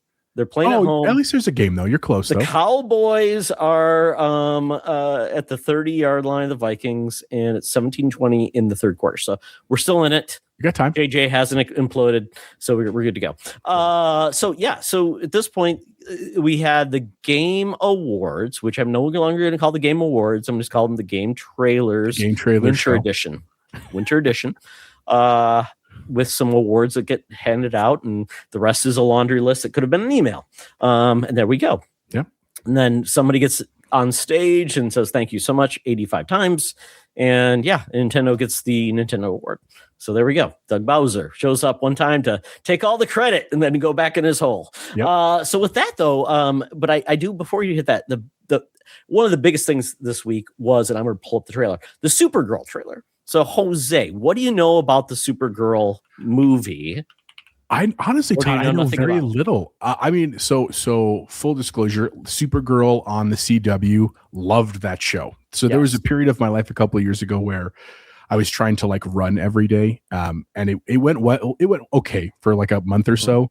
But that was the show that I would watch, and I don't know why I chose that show. Like I think I'd always heard that it was really good, and I loved the Flash CW show, and so I was like, I'm going to try to do this. So I can't remember what season I got to. I didn't get through the whole show, and then I stopped running, and then that's why I haven't finished it. So that's where most of my knowledge of kind of like the Supergirl lore was from that show. And then the only other thing, weirdly enough, that I can even remember from Supergirl is when back in the 90s-ish, when Superman died in the comics, like the death of Superman with Doomsday and everything. Yes. I have this very vivid image of this one cell in the comic book where Supergirl goes to fight Doomsday and he punches her one time and she turns into this like purple jelly thing. And that's it. Like that's her whole arc in that book. Horrible era of Supergirl where she was essentially a clone, and they try to inject Kryptonian DNA into an alien and make a Supergirl. Horrible. Yeah, the company that did it was the company she worked with actually in the show, which was the scientific company. I can't remember which the one that not LexCorp. But there was she worked for. Yeah, she worked for basically. Yeah, there's many DC has many like scientific agencies that are good, bad, and the worst. But that was one of them. So that was a really bad. So that's one of the problems with Supergirl. Yep. She has not had a consistent origin story. But I think we've gotten down to the fact that she is truly of Krypton, and she was actually 17 years old around that age when Krypton exploded. She was essentially kept in when she was jutted out, was kept in suspended animation. So she stayed at that age where Kal-El grew up, but was never a citizen. So Kara experienced life on Krypton. She had family. She lived an experience as a teenage girl. left. But when she shows up, Kal-El is actually older than her, never experienced of crystal, Earth, really, and is Krypton. Also then the biggest superhero in the world, right? So it's like this really weird dichotomy of like a little sister, yet she is fully a Kryptonian, where Kal-El is not. He's a split. So she feels like she's truly the alien, where he feels like he's this is alien, but a citizen. So it's like, it's like a kid that like a lot of kids, like, oh, my parents are from this, but like my son born here, my wife was born in the Philippines. So it's like my son is different than my wife and vice versa in regards to their experience. So that's kind of what we're going off of here. So let me bring up the trailer really quick. So if anybody knows this is Supergirl, the movie that's coming out. She was introduced in the Superman movie that just came out this summer, which is out, and she was introduced in just a little cameo, which is great. At the end, pieces. This is Millie Alcock, who was in the Game of Thrones sequel, The House of Dragons. She was great, and she's playing this character, and this role is basically Supergirl is kind of dealing with a lot of stuff. She's a kind of a mess, but she's also imbued with the same powers that Superman does. So it's a very fun dichotomy. She's also the owner of Crypto, who is kind of not the greatest dog in the world. He'll behave like every dog everybody owns. They do bad things, and this is what dogs do. So let me bring it up. I'll share that. So this kind of kicks off. It's a continuation of Superman. Kara is kind of doing her thing, kind of a mess. And this will kind of explain why she's a mess.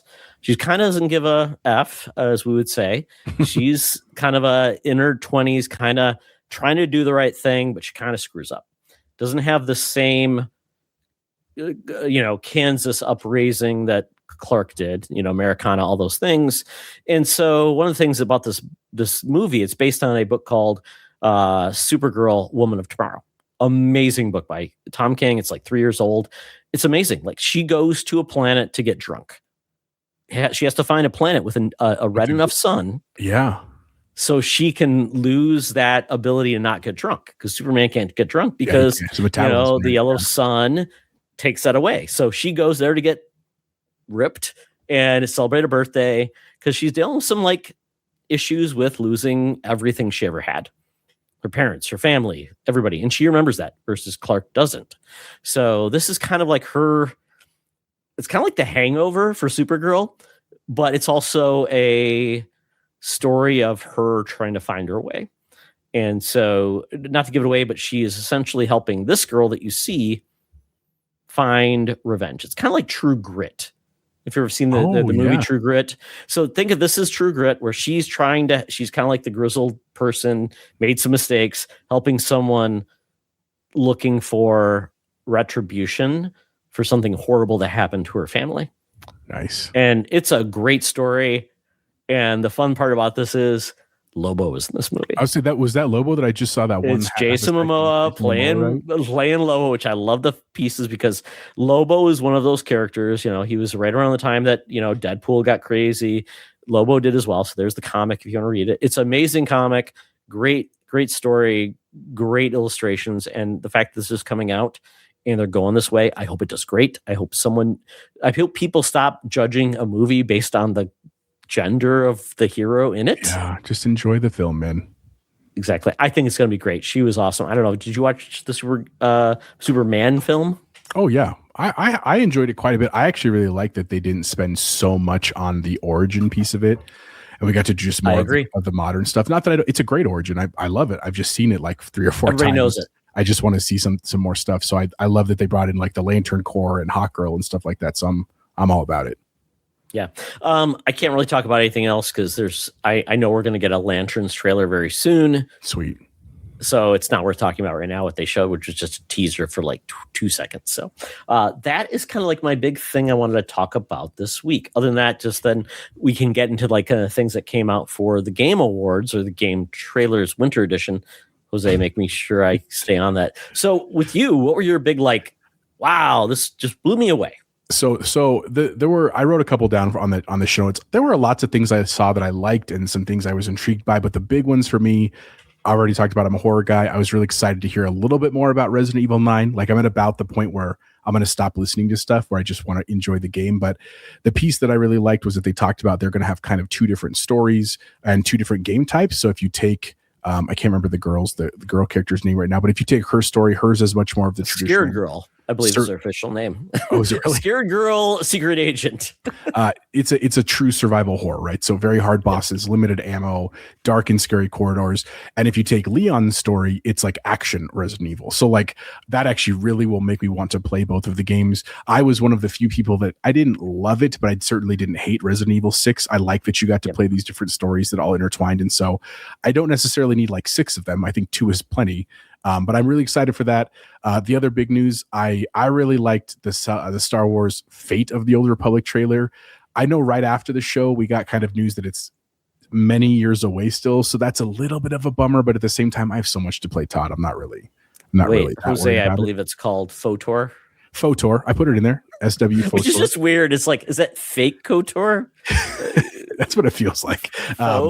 But the trailer looks rad. I'm super glad it's the same director and everything like that. And again, I know people, it would have been cooler if they had said like coming out summer 26, but like, again, we have so much to play. We have GTA, we have Fable. That's just 2 of this upcoming year. We have Gears of War. Like there's going to be so much to play. I'm not really worried about it. And I'd rather they take their time and get it right, because if they don't, it just puts another nail in the coffin of like the limited number of studios that are going to get access to the Star Wars IP. And so I don't want that to happen, which would be sad. Yeah, because how many games do we have announced that don't even have dates? We don't have that almost all of them remake. Yeah, we don't have that weird. It was kind of the guy who made what was the game that was made with the Jason Detroit to Human or Detroit Becoming Human. Remedy with Control. No, not Remedy. No, it's the other company. The guy who's French made the Origami Killer, the Fahrenheit. Oh God, what's the name of the games? The other one that's really popular. Like Heavy Rain, was that the other one? Yes, Heavy Rain is that team. I can't remember. They're making a Star Wars game 2 that was announced at the game trailers. Was it the pod racing one? Event. No, this was a full-on new. Oh. I'll bring up a game. Who's the developer of that? Is it like he's a French dude, and he has had issues, and he announced this game. They even had what's the name of the game studio? I'm looking it up. I will figure this out, Jose. I keep talking. I'll keep looking at Quantic Dream. Sorry, that's the team. Gotcha. And I will find the trailer for the Quantic Dream Star Wars game. But I'm trying to think. There's other games too that have been announced. There's supposed to be like a Star Wars turn-based strategy game by Respawn too. Maybe, but I don't know. Or at least they would be developing it. They wouldn't be developing, but they're like making sure it's Star Wars-rific. Yeah, or like that fits the world and stuff like that. Other than it is. It's called Eclipse. Star Wars Eclipse. I'll get you a trailer and I'll play in the background as we talk about it. Or not that, but anything else. Great. No, I only had a couple of other small ones. It was a small snippet, but I like that they're doing the Street Fighter movie. I like that they kind of were like joking with the Mortal Kombat movie people. I think they were real upset about it, to be fair, but it looks campy and stupid. It's not going to win any awards, but like I also liked the Street Fighter movie, so I was pumped to see that back. And I have to show that because that was something I was going to talk about too. It was a Street Fighter the movie, which I have never seen. Have you seen the original? I have it on Apple. I bought it like on Apple TV, and I own it there with Raul Julia and Jean-Claude Van Damme and Ming-Na Wen, right? Uh-huh. She was Chun-Li. Chun-Li, yep. Okay, I'm gonna put the trailer out now. So hold on, I got it there. So we should all watch this amazingness. This is the most accurate video game movie we've ever had. Yes, I mean it's accurate. The newer Mortal Kombat one was okay. It was better than the original one that came out in like 91 or 93. For like the first 45 minutes after that was like, what are you even doing? Why is the lead character of this game or this movie not even a character in the game? That exists? Yeah. But no, this one is cool, man. I love that they got the costumes really right, but they did it in a way it's silly and fun, but it's also realistic ish, right? Okay. Did you just see that kick that just happened? Hit the guy in the air, kicks him in the. I'm like, I love stuff like that. Exactly. Like it's a popcorn flick. I'll take bacon and we're gonna go have. And they're beating the car up. I know, that was such a cool nod because they've never done that in like any of those like side games in any of the stuff. I also love that they got a bunch of professional wrestlers in it. That that means they're gonna have some fun Jose, in there and stuff. I'm an old hat wrestling fan. I love wrestling. I don't watch enough of the more recent stuff. I try to keep up to speed. It's fun. Once Peacock lost the license and now I have to pay how much money to watch wrestling events, it's kind of sad, but you know, it's fun. I mean, I don't know if your kids like wrestling or not, but my dad took me to WrestleMania 2, a closed circuit event at an arena just to watch it on a screen. That's awesome. That's how much I loved it as a kid. My dad took me like, that is the best thing a dad could ever do for a kid. Love it, man. So this is the movie. So this is the movie or the game that Quantic Dream is making for Lucasfilm. It's called Eclipse, Star Wars Eclipse. It's weird. It's some. I mean, I don't even know the era it's going to be in, and Quantic Dream is not known for doing anything other than, I would say, typically adventure action games with choices. I don't even remember them having many action sequences. So yeah. I don't know what that really means for a Star Wars game. Does it make it more of a Telltale type game? But the imagery in this looks amazing. Yeah, gorgeous. I mean, obviously there's apparently Yoda or Yaddle looking. Yeah. So what era does this mean? Is this like the High Republic? Yeah. This is before the High Republic kind of died, I guess. It's kind of done, I guess. There's Jedi doing what they're doing. But it doesn't hint to say what this game is even about. It's just a CGI cinematic trailer. It's very cool. The music is cool. We got these guys drumming. We got cool ships.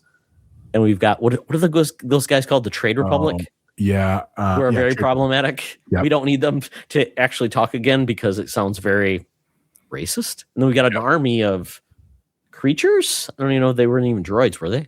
So yeah, and then there's like the base of the Trade Republic. So yeah, I don't know. What do you think? I mean, with all we're seeing with all these things, Jose, I mean, are you optimistic a lot of these games will happen, or they will just fall away?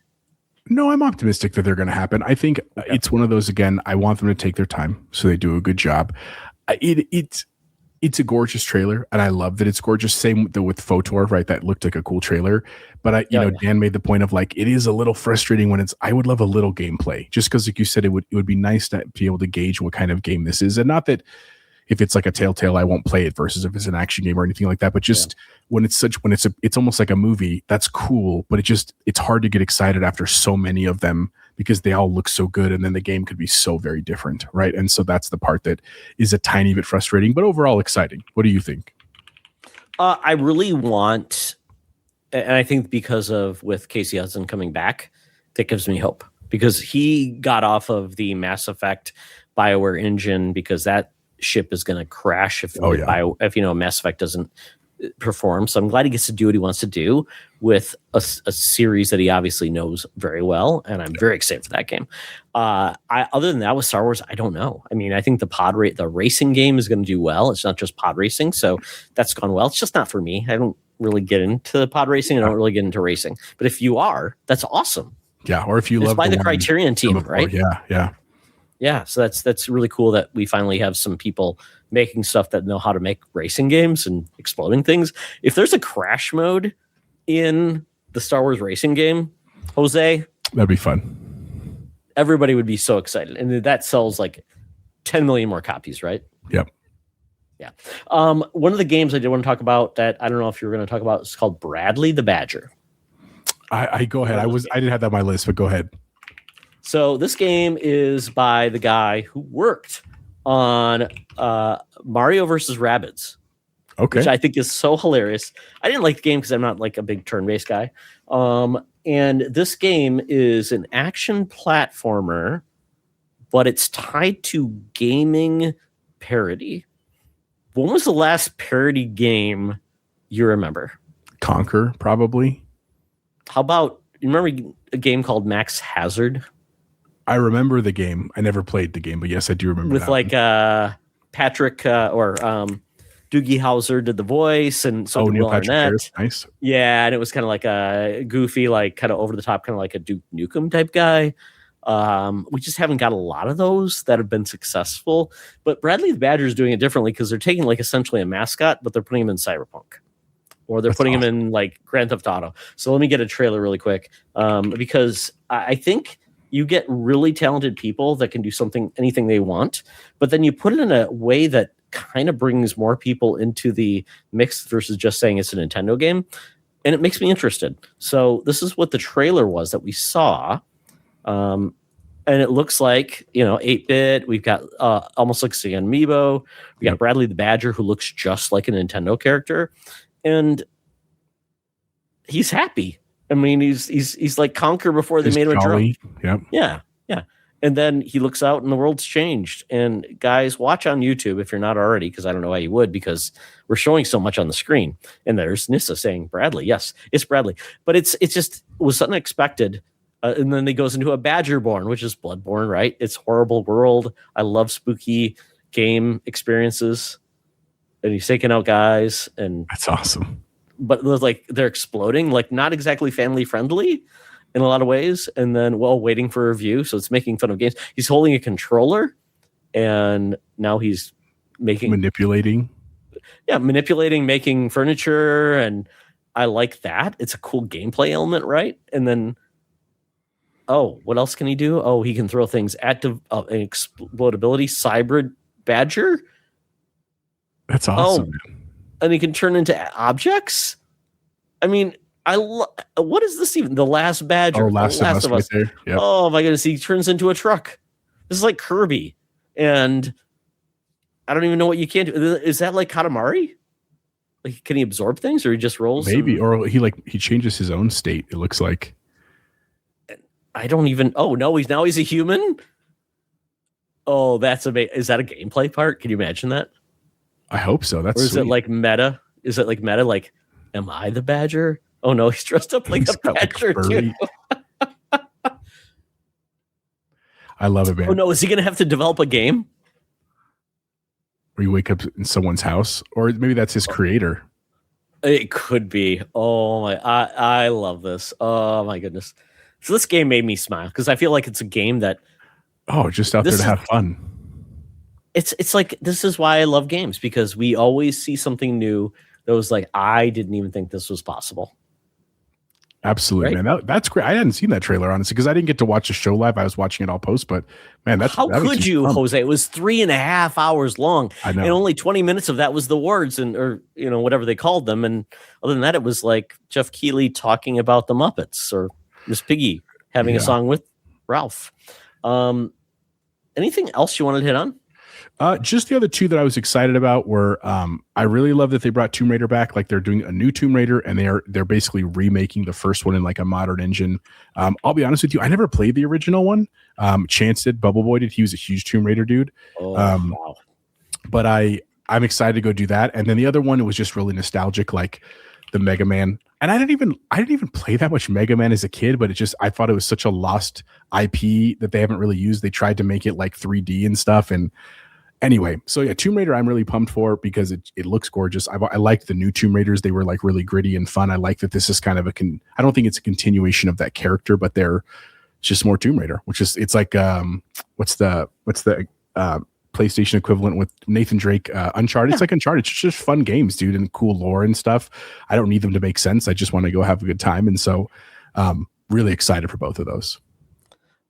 Yeah, it was interesting. A lot of people. There's a geek group in the Twin Cities. So like Tomb Raider means the world to me, and I just want it to be good. And I'm like, I think we're gonna get both, because there's the first game that's coming out, Lannis. It's basically a remake of the original, which was full of dinosaurs, and so it's gonna have that fun element. And then we've got this new one called Catalyst, which looks like that we're watching right now in the trailer. This one's gonna be like, this is what the game is gonna be like going forward. Oh, and there's a dinosaur here too. Right there. Yeah. Or no, this is the Legacy of Atlantis. I was wrong. The other one though is gonna be more of the, like, what is Tomb Raider going to be going forward? We obviously had the Rise of Tomb Raider, Shadow, and Tomb those Raider, were and those were great. I liked all but the last game, because I felt like it tried to be something it wasn't. Yeah, but but Tomb Raider has so much promise. There's an animated series. We also have then the Sophie Turner live action version. Yep. So yeah.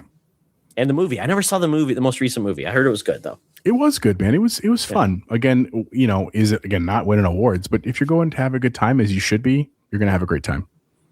Absolutely. Well, there we go. The Game Awards is a weird one. Not everybody cares for the format and things like that. But if you're in for the trailers, I think it delivered what it was supposed to do. Yep. A lot of things there. And then after that, it was funny. Like Xbox wasn't there. But then, we're going to have a game developer thing in January. So I'm like, that's why they weren't there. They want to pay $3 million. Yep. But they'll be there anyways. And they also had, what was their big game that they had there from another? Oh, they had Diablo, right? Their trailer for the DLC.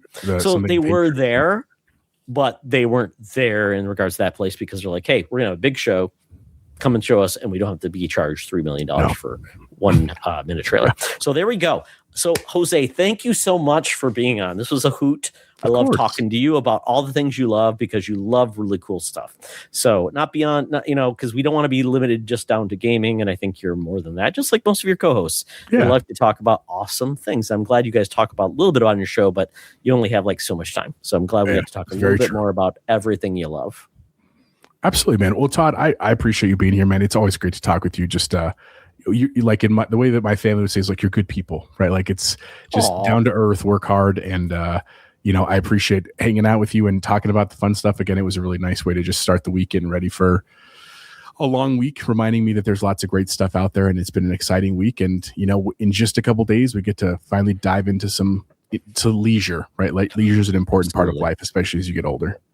As we talk about the good things, the old days, the food we love, the people we love as well, and the food we love to eat. So Thank you so much, Jose. Tell people where they can find you and all the cool stuff you want them to want people to see you do. I appreciate that. You can always find us Thursday night is when we record. We're also live on YouTube during that same night. And it's on YouTube, the Nerdchat podcast, where 3 of my buddies and I, we basically just make fun of each other and talk about all the things in the gaming world. And the nice thing is that we get along socially, but we often disagree with each other, which is good, right? It makes the show exciting and healthy and all that fun stuff. And we just got to 500 subs, which is doing some fun stuff on the podcast side. Good luck with that. Thank you. And because Jose, you don't get to eat 8 cheeseburgers, so good luck to you. I don't. When he does that, I'll have a couple that night, but Dan has to eat 8 junior cheeseburgers. We're going to have that special episode over this holiday break. So if you want to see a grown man try to prove himself, we all know he can't do it, but he needs to prove himself. That's fine. Check us out again Thursday night. I'm ChipotleBear everywhere, and really appreciate just everybody out supporting all the small creators because we do this for fun, man. Great show. So much fun. They make the community really a part of the show. So watch it there.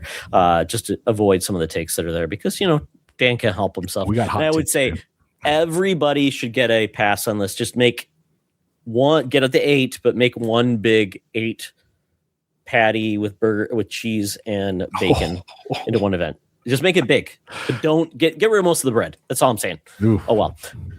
We'll see what happens. So, thank you, Jose, again. This is great. I'm glad to have you part of my podcasting family and friends in life. And then with that, just check out the Fandom Foundry at fandomfoundry.com, at the Fandom Foundry and all socials. Check out our Discord, check out our YouTube channel, and check out our website. And give us a rating on our podcast. We'd appreciate that. So with that, Jose, thank you so much. And remember, folks, this might not be your best week, but make the next week your best things ever. Love it. I'll get it right one year, Jose. Have a good night, everybody. See you guys.